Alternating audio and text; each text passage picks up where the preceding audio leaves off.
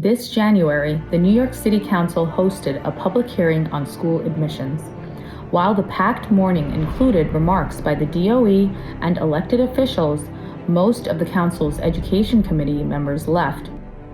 Thank you for having us, although I'm disappointed that a lot of the council members couldn't stay, as well as the members of the DOE. By the time parents were given their chance to testify. Dedicated parents voiced major concern at the structure of the biased hearings. First, all the new admissions policies based on grades and teacher evaluations are inherently subject to human bias. Several parents continued to criticize the admissions proposals as one that fails the middle class.